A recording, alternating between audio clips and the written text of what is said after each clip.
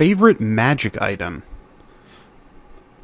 This can almost be the exact same video as tomorrow, but I'll deal with that then. There's a number of magic items that are staples to the game. These are things that are not just iconic for D&D, for regular players, but are, starting with 3rd edition, built into the assumptions of the system. Things like a +1 sword, +1 armor, a cloak of resistance +1, a ring of protection +1, an amulet of natural armor +1. These little stat booster items, players love them at low levels because a single +1 bonus has its greatest mathematical impact at lower levels in terms of relative increase. They tend to have higher impact in terms of overall statistical analysis at higher levels because you make so many more attacks and you get hit so many more times per round that each incremental +1, while its relative bonus is smaller against each individual attack, you are being attacked 3 and 4 and 5 times a turn, so it adds up. Although for the most part it's kind of useless against the first ones. Another video we'll talk about. So those are definitely fun magic items. Well, I say fun. Those are definitely magic items that should appear in games. And they whet the player's appetite for more and stronger magic. Magic items that always appear on my characters.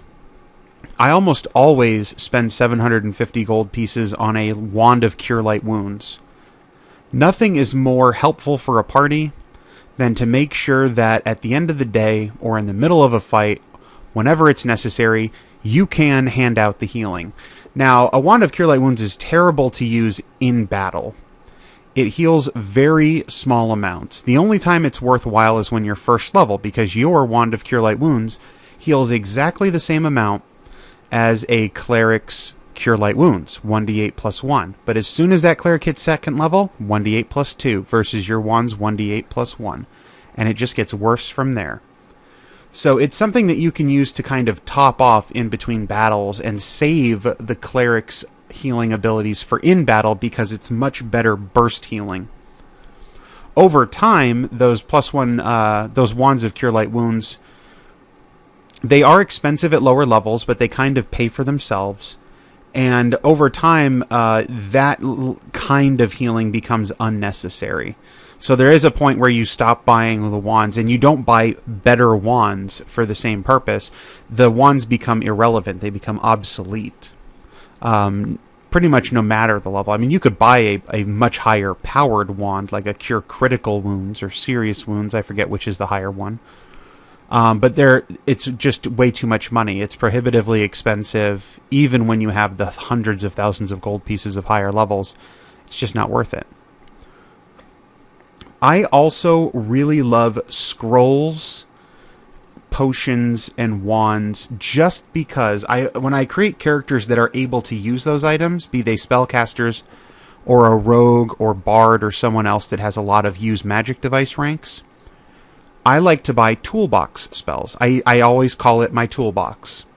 And I buy weird one-off spells that may come in useful at some point, but most likely, one hopes, will not. So, those weird spells that no one wants to take on their spell list and no one wants to prepare if they happen to have it on their spell list. Locate object. Find secret doors. Knock. Some people don't like using knock. Other people do. You have to know your party. Remove paralysis. Remove curse. Remove blindness, deafness. Remove disease. Levitate. Animate rope. Rope trick. All kinds of weird one-off spells that do useful things in a variety of situations. Well, I say a variety. Overall, it covers a variety of situations. Each individual spell is a very niche kind of thing. Remove curse only works and is only useful if you come across someone who can curse you. Having only one on hand just in case is a good idea. But as soon as you know that something might be able to curse you, you either have your cleric prepare remove curse a couple times, or you, as a party, pull together some gold to buy multiple scrolls of remove curse, to counteract the thought of multiple party members being cursed. But just having one on hand, when you run into an unforeseen situation, like this happened in the Friday night game, we ran up against a creature that blinded one of the party. And I had removed blindness. We also ran into a creature that gave disease to 3 or 4 members of the party. The paladin had removed disease for his lay on hands, but he had used several of them earlier in the game and couldn't heal the whole party. And we had a cleric who actually had removed disease prepared and cast it, and we didn't have to use my scroll. But we could have. If that cleric didn't have removed disease prepared that day, or if that the paladin hadn't chosen disease as one of his mercies, which is the effects that get added on to lay on hands in Pathfinder, then I could have removed disease on the most vulnerable or the most debilitated of our party members, and everyone else would have to wait till tomorrow when the cleric could heal them. So far, I haven't had to use any of my spells, but they have... Whoa, I have the hiccups. But they have been available. Those are some of my favorite magic items. And if you want it... This is a cheaty way to do it. I say cheaty. It's most efficient, actually. If you look at a... creating magic item, not even creating, let's just say buying magic items. A first level spell in a potion costs 50 gold pieces. The reason it costs 50 gold pieces. A scroll of a first level spell costs 25 gold pieces. Now, why does the potion cost twice as much as the scroll? It's because the potion can be used by anyone who drinks it. The scroll can only be used by spellcasters. But a wand of first level spell, normally a full wand has 50 charges, and the full wand costs 750 gold pieces. So that's incredibly expensive compared to 50 and 25. But if your DM lets you buy wands with less than full charges, a single charge of a first level spell in a wand is 750 gold pieces divided by 50 charges equals 15 gold pieces. So... per gold piece, a wand with 1 charge is the cheapest way to buy your toolbox spells. And if you're a use magic device character, the DC for a spell on a scroll is something like 20 plus the spell level, or 25 plus spell level, or 20 plus 2 times spell level. I don't know.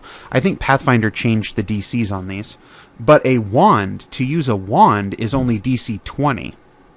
So it's actually easier to use a wand, and it's cheaper to use a wand, so why wouldn't you just use a wand? So that's what my character's carrying around, a couple scrolls. Mostly they're scrolls that we found. Some of them were scrolls that I bought at full price just because. And also has a whole bundle of one-off wands that we can use as well. There is also... Okay, so that's kind of like my favorite way to buy magic items, and I love those kinds of magic items. Pathfinder, the adventure path we're playing through on our Friday game, is actually very good in allowing us to find spell books every few levels. That's something that a lot of DMs gloss over in 3rd edition in Pathfinder.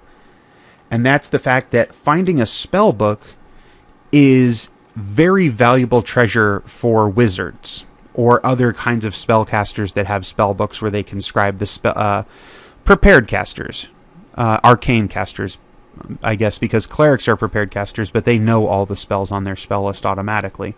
Wizards have to gather them. Witches have to gather them. So that's very valuable treasure for those characters because it expands their repertoire. But when you get into other iconic D&D magic items, you have things like the Vorpal sword, very powerful. If you get a critical hit, you behead your enemy.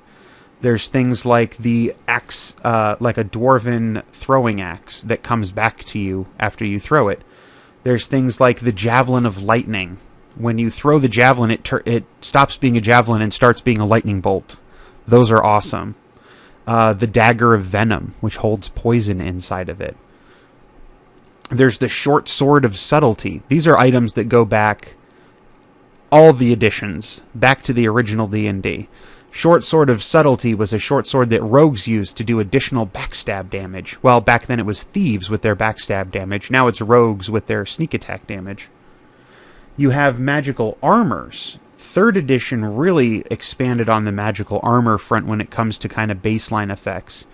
You have your glamored armor, which looks like clothes, so you can wear your armor around when you don't want to look like you're wearing your armor around.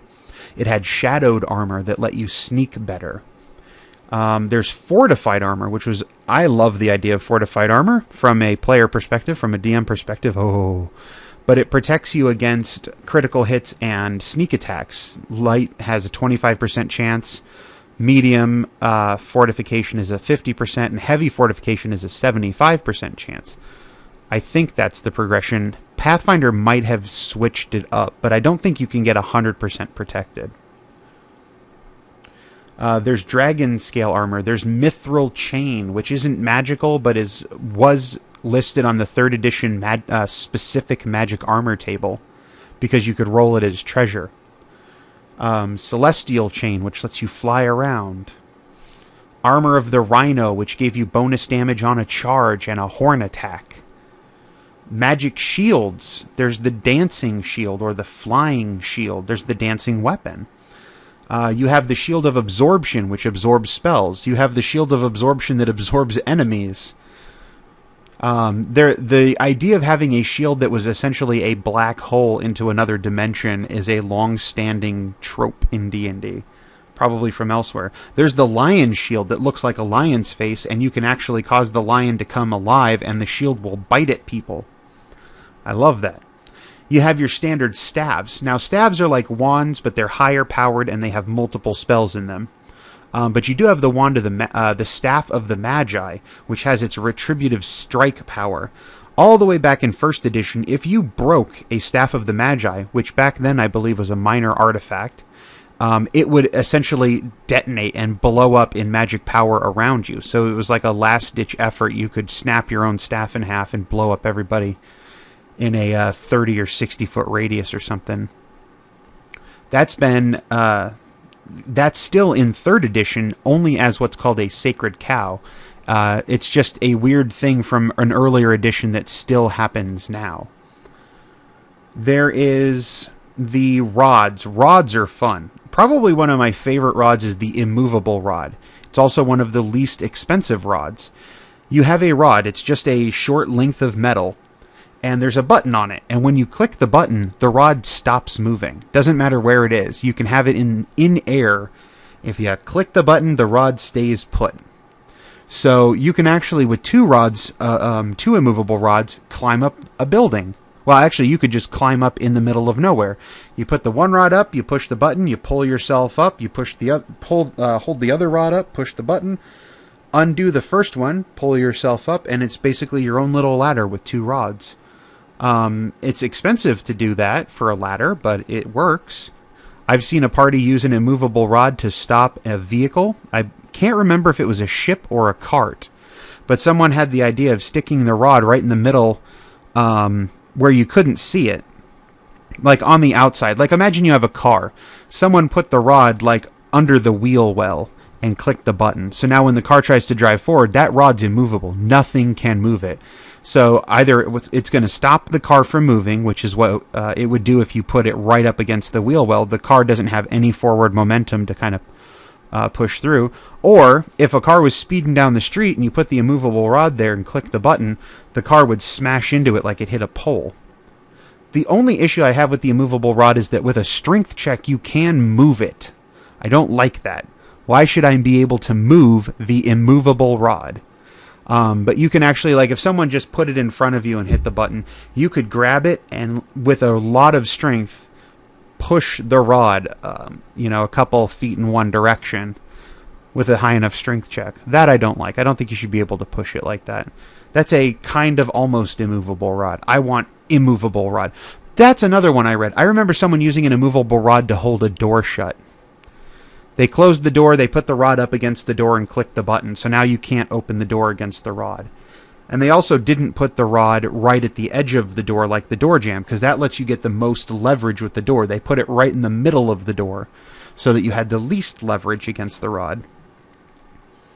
There's the Rod of Wonder, and that gets into magic items that have crazy random effects. The Rod of Wonder used to be called the Wand of Wonder, but when 3rd edition codified that all wands had to be a spell in a stick that you can cast 50 times, they had to move it from wands over to rods. So now you have a Rod of Wonder. But it's a random effect. When you activate it, you don't know what's going to happen. You roll a D100 and you look down at the list and see what happens. Some people use it often enough, or have used it in the past often enough, that there are several alternate Rod of Wonder random effect lists on the internet. So you can download a different list and use that in place of the regular one, and players they'll see effects that they've never seen before if you're playing with people who've used a Rod of Wonder before. Speaking of weird random magic items, the most iconic... I would say the Rod of Wonder is incredibly iconic, and I would say the only thing that rivals it in terms of iconicity, if that's a word, would be the Deck of Many Things. 3rd edition moved the Deck of Many Things into minor artifact status because it is also known as the Campaign Runer. People love the Deck of Many Things, and DMs, particularly novice DMs, love allowing players to draw from the Deck of Many Things at low level. My brother and I have both done this. We have drawn from it, and we have offered it to players to draw from. And if you've never seen the Deck of Many Things, go ahead and just Google it, or look it up on the SRD. Just type D20 SRD into Google, and it will bring you to the website. It has all the open rules on it. But you actually use a real deck of cards or a real deck of tarot cards. Or you can roll dice if you don't want to use an actual deck of cards, but having a real deck of cards is more fun. And a player draws a card out. For the most part, if it's a red card, it's a good thing, and if it's a black card, it's a bad thing. You can end up cursed, you can end up fighting death, you can end up magically transporting to another dimension where you're locked in a dungeon for eternity. Those are some of the bad things. Some of the good things, you can have magical fighter appear who becomes your bodyguard. You can immediately gain tons of gold, or a couple levels, or a magic item. All kinds of fun stuff can happen if you draw a good card. You have to choose before you draw how many cards you're going to draw, and then you have to draw that many cards unless a card somehow stops you. I do believe the Joker is in there too, and if you draw the Joker, you're forced to draw 2 cards in its place. So it is a tricky, very powerful, incredibly random and fickle magic item. And people love it. When it comes to other magic items, there are so many iconic magic items. Boots of Elvenkind, then the Cloak of Elvenkind, the Periapt of Wound Closure, the Brooch of Shielding. I'm trying to think. The Apparatus of Qualish. That's been moved to minor artifact status as well. All kinds of magic items. But when it comes to my favorite magic item, I mean, Immovable Rod is way up there. I really love items that just let you play around with your imagination, where there's no actual effect to them. It's one of the things that a number of my characters... Oh, I know what my favorite one is. I'll talk about one more before that. One of the magic items that I loved to buy when I was in 3rd edition games, I don't see it anymore in Pathfinder, was an amulet of summoning. I can't remember the actual name of it, because I wrote it down as a weird name on my character sheet. I made up my own name for it. But there was an amulet, and it was a one-time use magic item. And it was made of a piece of amber, and trapped inside the amber was an insect of some sort. It could be a scorpion, or a spider, or a centipede, or something. But there was an insect in it. When you threw it on the ground, it cracked open, and the insect came out, but it was gigantic. So it was more than just a giant insect. It was a very giant insect. And I had purchased, with my starting gold in one campaign, this magic item, and it was pretty much one of the only things I had. But if ever we were in a fight and we were going to lose, I would just toss that down. It only works once, But you toss that down, and now you have an overpowered creature on your side fighting back against the enemy. So it's like a get-out-of-jail-free card. I do a similar thing most of the time by when I'm a lower level character, always carrying a scroll of black tentacles. Because that spell was really broken back in 3rd edition. Pathfinders fixed it a good amount. But it's still really good in that it grapples enemies, it's a large area, and then you can just run away. Alright, so now my favorite magic item of all time. I have loved this magic item since 1st edition. I believe it was in 1st edition. If not, I know for absolute certainty it was in 2nd edition. My brother and I had gotten the 2nd edition books. They had them in the library by our house.